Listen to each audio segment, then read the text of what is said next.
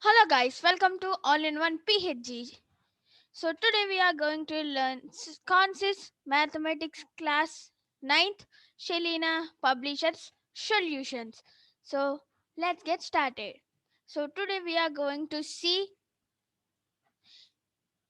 exercise 1A. So let's go to the first sum. Is 0 a rational number? Can it be written in the form of P by Q, where P and Q are integers and Q is not equal to 0? You know, Q means denominator. You know the denominator shouldn't be all 0, is not equal to 0. And it asked that 0 is a rational number. Yes, because all the whole numbers are 0 rational numbers and 0 is a whole number. So it is. So can it be written in the form of P by Q, where P and Q are integers and Q is not equal to 0. Here they told Q shouldn't be equal to 0. So 0 by 1, this can be written like this. So the answer is S, comma 0 by 1. So moving to the second sum, the following statement true or false. Give the reason for your answer. Every whole number is natural number. This is false because natural number contains or starts with 1, but whole number starts with 0. So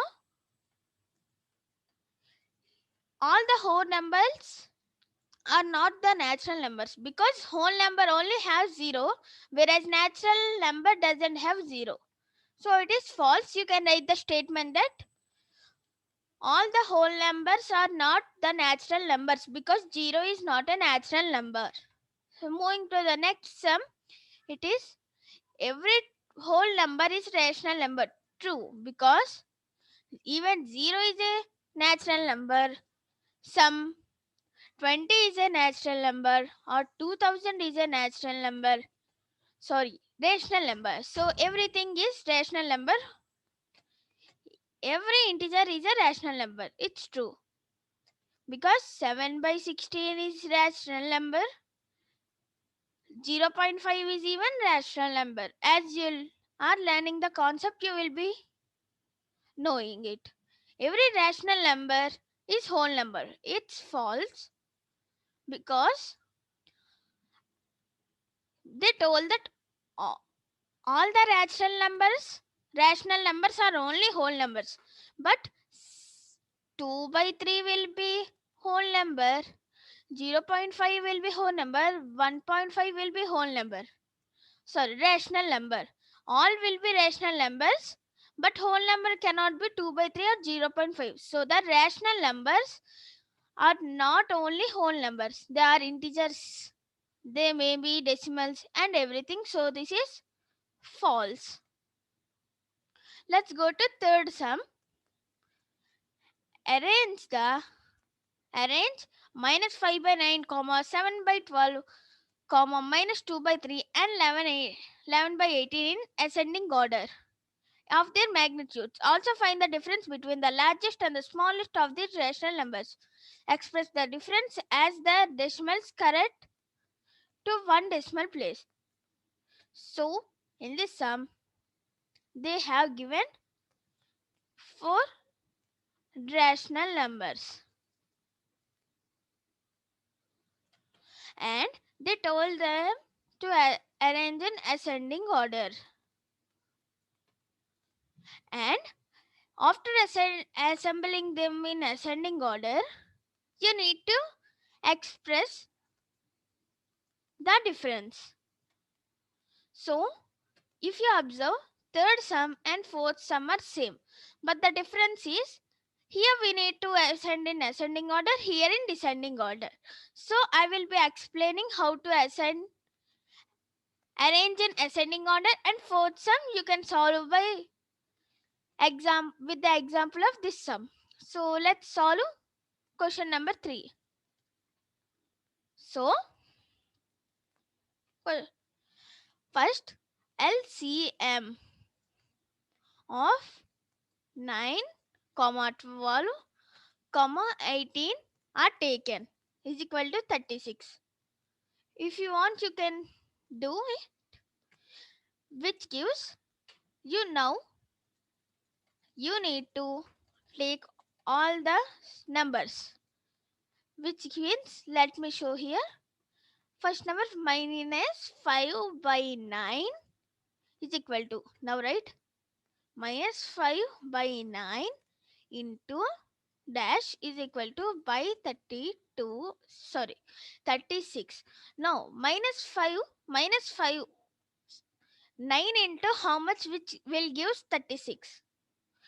9 into how much will give 36 is 4.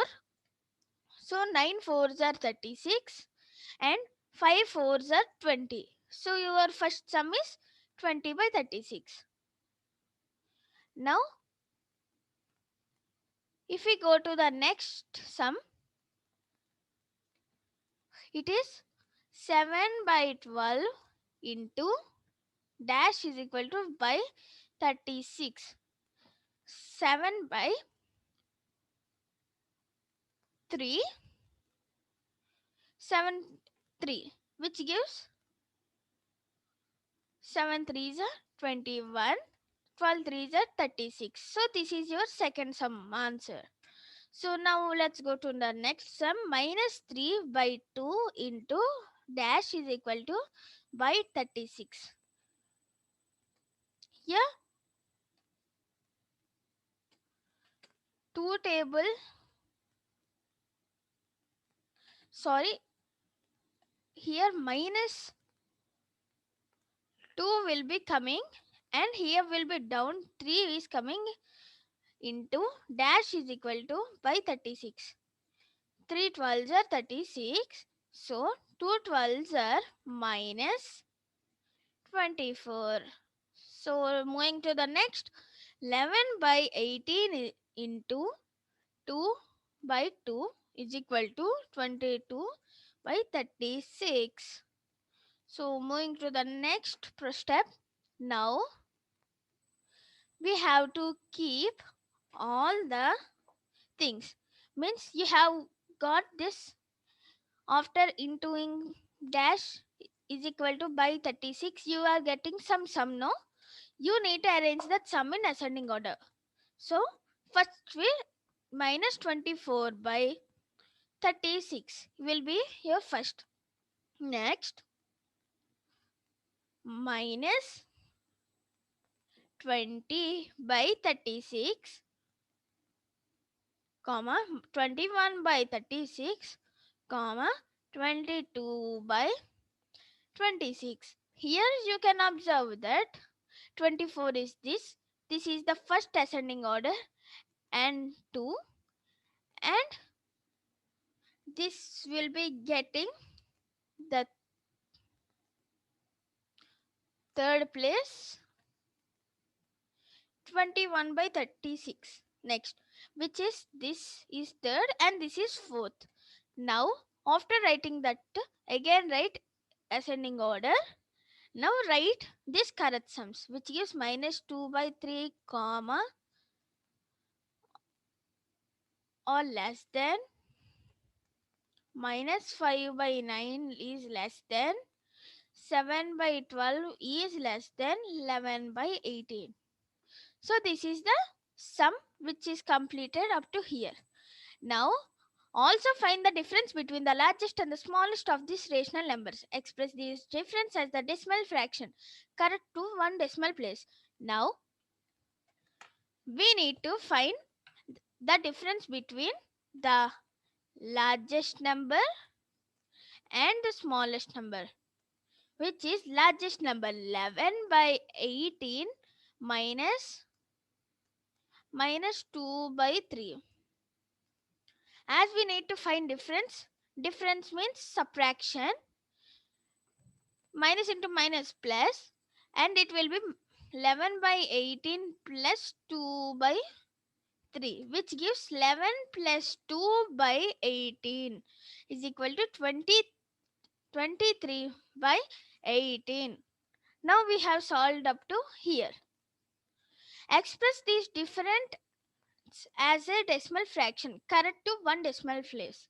So they told now to express this decimal fraction to this fraction into a decimal fraction. So let's do it. 23 by 18 is equal to 1.27 bar, which means it will be continuing like that and will be going on. So instead of writing going on, we will keep the bar and it will be continuing. They told to keep at a specific decimal point, so it is 1.3 is the answer for this. So as I told, this you can solve by using this as example. Only difference is here ascending order, here descending order. Here we need to find the sum, here is difference. Here just add in the same process. So moving to the fifth sum. Without doing any actual division, find which of the following rational number has terminal decimal representation. Here, to find terminal representation, we need to divide the denominator. For example, let us take this sum. We need to divide this denominator. And if we divide this denominator, if we get 2m into 5 means 2's and 5's only which we divide, then it will be terminal. But if you get 3 into 5, for example, you will get for the denominator, then it is non-terminal. But if you get 2 into 5 or 2 or 5, if you get by opening the denominator, it is terminal decimal. So let's solve the first sum. 7 by 16. Since 16 is equal to 2 into 2 into 2, 2 2s are 4, 4 2s are 16, it is 2 3 into 5n. And here you can see that only 2's have came, so it is terminational decimal. So if we go next sum, second sum, 125 is equal to, so here I will solve up to fifth sum and you solve sixth, seventh, eighth in the same model. So let's do second sum now. 125 is equal to 5 into 5 into 5 is equal to 5 cube. 2m into 5 cube, which forms terminal dispersion. And this is terminating decimal, it can be formed. So third sum, 14 is equal to 3 into 3, which means 2 into 7, which is 2 1 sorry 2 into 7, which is 2 1 into 5n. And this 7 is there, so it doesn't form the terminating decimal. So moving to the fourth sum, 45 is equal to 3 into 3 into 5, which gives 3 square into 5. But we need to get 2m or 5n, anything. 3 is not present in this, so it is not terminating decimal representation. It cannot be formed. So now the fifth sum and the last sum that I would tell, 50 is equal to 5 into 5 into 2, which is 5 square into 2, which solves 2m into 5n. So this will form terminating decimal representation. So that is exercise 1a. Shelina Consis publishes chapter 1 exercise 1a, and you can solve a fourth sum by using this third example, and fifth sum, these three sums by these examples. Now I will display the answers. This is S, comma 0 by 1. This is no